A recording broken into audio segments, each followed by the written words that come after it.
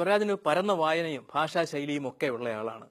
ആ ആൾ എന്തിനാണ് ചില പ്രയോഗങ്ങൾ നടത്തുന്നത് എന്ന സംശയം സ്വാഭാവികമായിട്ടും ഉണ്ടാവും. അപ്പൊ ഏറ്റവും ഒടുവിൽ താങ്കൾ ബജറ്റിനെ വിമർശിക്കുമ്പോൾ നിയമസഭയിൽ ബൈബിളിനെ ഉദ്ധരിച്ച് പട്ടി, പന്നി തുടങ്ങിയ കാര്യങ്ങൾ കൊണ്ടുവന്നു.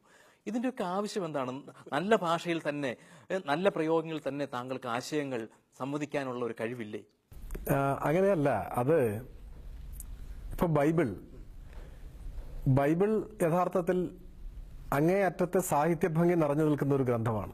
എൻ്റെ ജീവിതത്തിലെ നല്ലൊരു കാലം ബൈബിൾ വായന എൻ്റെ ജീവിതത്തിന്റെ ഭാഗമായിരുന്നു. ബൈബിളിലെ പല ഭാഗങ്ങളും എനിക്ക് ഹൃദയസ്ഥവുമാണ്. ഇപ്പൊ എബ്രഹാം ഇസ്ഹാക്കിനെ ജനിപ്പിച്ചു, ഇസ്ഹാക്ക് യാക്കോബിനെ ജനിപ്പിച്ചു, യാക്കോബ് യഹൂദയെയും അവന്റെ സഹോദരങ്ങളെയും ജനിപ്പിച്ചു, യഹൂദ താമരിൽ പാരസിനെയും സാരഹിനെയും ജനിപ്പിച്ചു, പാരസ് ഹെസ്രോനെ ജനിപ്പിച്ചു, ഹെസ്രോൻ ആരാമിനെ ജനിപ്പിച്ചു. അങ്ങനെ പറഞ്ഞ് എനിക്ക് പറഞ്ഞു പോകാൻ കഴിയും. അതിന്റെ ഒരു ജീവിതചര്യയുടെ ഭാഗമായിരുന്നു ഒരു കാലം.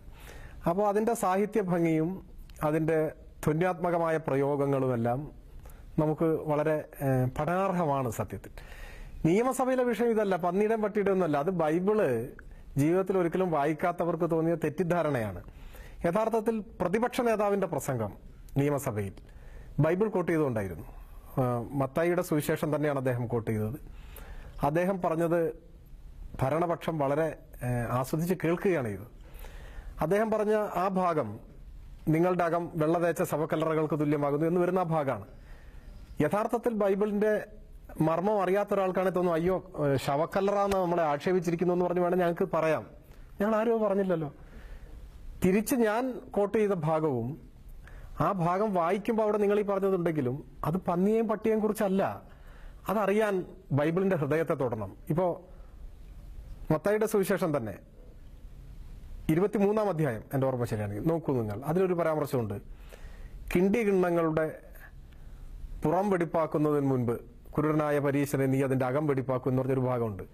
ഇത് കേട്ട ഉടനെ ഇത് കിണ്ടിയെയും കിണ്ണത്തെയും കുറിച്ച് പറഞ്ഞ കാര്യമാണെന്ന് പറഞ്ഞ അടുക്കളയിലേക്ക് ഓടിയിട്ട് കിണ്ടിയും കിണ്ണവും എടുത്തുകൊണ്ട് വരുന്ന മാനസികാവസ്ഥയിൽ നിങ്ങൾ ബൈബിൾ വായിക്കരുത്.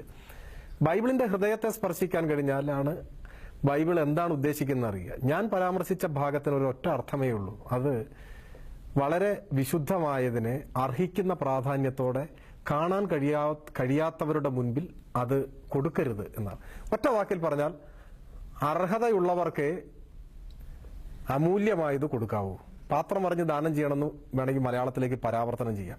അതല്ലാതെ പന്നിയെ കാണുമ്പോൾ പന്നിയുടെ മുമ്പിൽ ഇടരുത് എന്ന് അങ്ങനെയല്ല അതിന്റെ അർത്ഥം.